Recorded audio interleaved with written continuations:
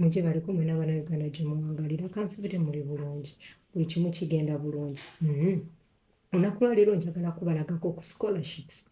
oba scholarship ya Netherlands. Eno scholarship nnungi era bakuwa n'akasente naye eri ku competition mbu 2% of people be basobola okuwa naye nze bwekyo bula mbagamba mbaleetera kagundi ne mbaleetera bane siri agent so I bring for you staff nogezaako n'olaba you never know eyinza okuba nga oli ku competition munnange ne bakuwa tewenyooma believe in yourself. Kati tugende mbalage genda owandiikemu kino ekigambo bannange kiwanvu oba nkisome ntya kiki ekigambo bakiyita oba Maastricht University. Bannange nze sigenda kweruma lulimi gwe just genda owandiikemu oba kye bayita Maastricht University nga wookiraba then oteekemu scholarship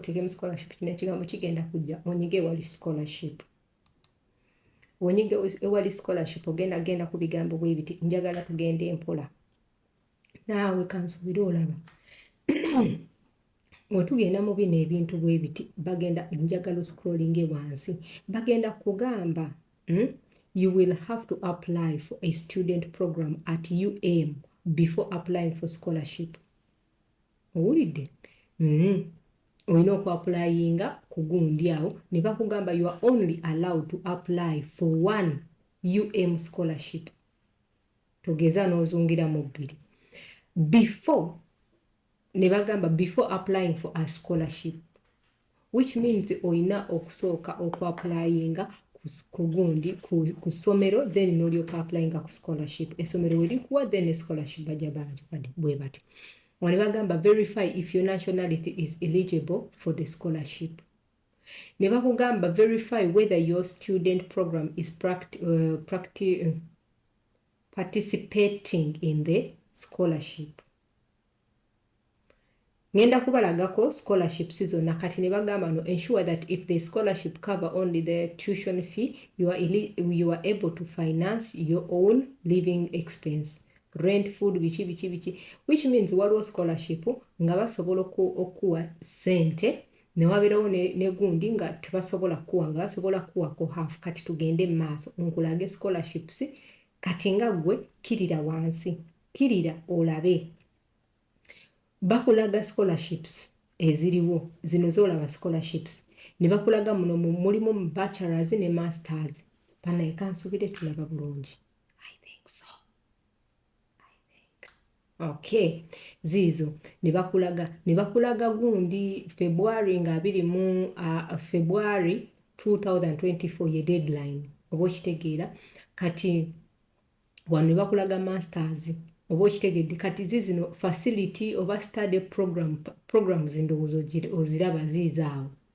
oziraba ziizaawo zirabe ogende ozapplyingeko oba okitegedde wano waliwo neeno naye ng'ogenda kulaba nani EU oba EEA oba okitegedde wobanga oli mu European Union tokkirizibwa ku applyinga which means ife abamunanga bali mu Afirika tukkirizibwa bambi mukwano jangu o applyinge. Kati ne bakugamba waneeno era ne waneeno nawo gwo kennyini byesomere wenkugambidde no scholarship woba osobola ogigira oyo naawe gisobola ndowooza oziraba eza bachelors biki byonna kati tugenda waneeno byesomere bino nga ggwe oba okitegeera kati bw'oba ng'oyagala ku applyinga ku gundi ku let me send you kati twagala ku applyinga kweno yeriwa tugambe kweno kw'oyagala oku applyinga oba okitegeera ogenda kukola otya nga ggwe. Kati ogenda kansubire tulaba bulungi bannange ogenda ku scholarship yonna gy'olaba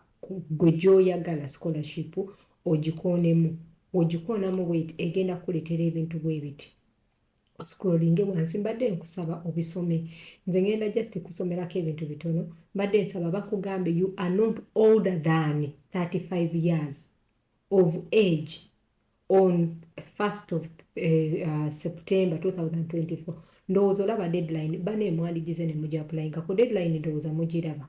deadline ogiraba, the application deadline is up to including 1st of February. Bannange omuntu yenna ng'oweza emyaka 35 n'okudda wansi applyingira for masters oba bachelors kweno gundi ogenda kufuna kati kankulage ssente z'oba ogenda okufuna mu gundi eno nga mu butuufu bakwadde eno gundi duration yaayo eya 13 months for 1 year masters program oba 25 months for 2 year masters program. Ate bannange okimanyi nti osobola okukola n'oleeta famire yo n'ereeta abaana bo n'oleeta mukyalawo oba omukyala n'oleeta mwami wo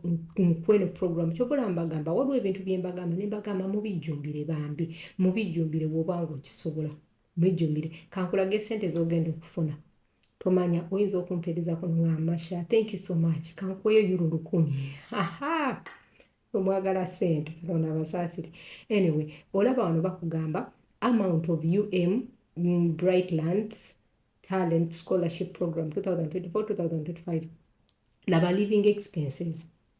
labayo bagenda okuwa 11,400 oba ne bakuwa 22,800 euros paid to students per International Service Desk. Okiwulira mukwano olaba bakuwa ssente olaba wompaako olaba wonsindikira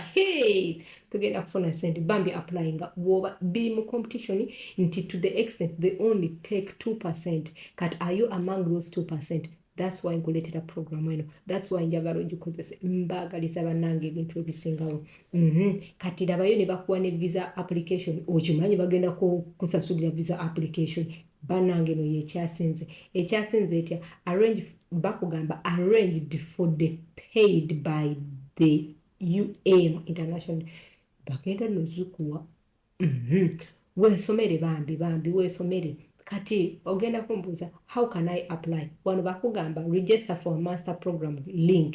oba oyagala forms ogijuza agenda wano kati oba oluusi sekyo osobola okujja wano eno n'onyiga kweno link yiye ezina tugirindemu such that bannange wofuna eno program ondeeterako nompaka ssente bambi nompaako nange nendyako bannayuganda mwagala ssente kati genda wano eno ng'omaze okuopeningawo you create wona ocreatingawo oteekemu ebintu byo oteekemu ndowooza olaba ogenda kutandika ne nationality sigenda kuleka eno video tegenda kubeera mpanvu nnyo teekamu nationality nti Ugandan oba okitegedde genda osikane ogire bwoti ogambe next sigenda kubayisa mu bino ebintu bwe biti bakugamba verify your identity muganda wange ojja sikaninga passport yosaaga I love you all mukama bankumire nkwagaliza kyonjagaliza era woba oyise mu program jangu ngambe jangu mpeyo ku kasente naye ensaaga obanga tuyagala it is okay sitabuwaze but I always wish you the best mukama bankumire like share and comment and subscribe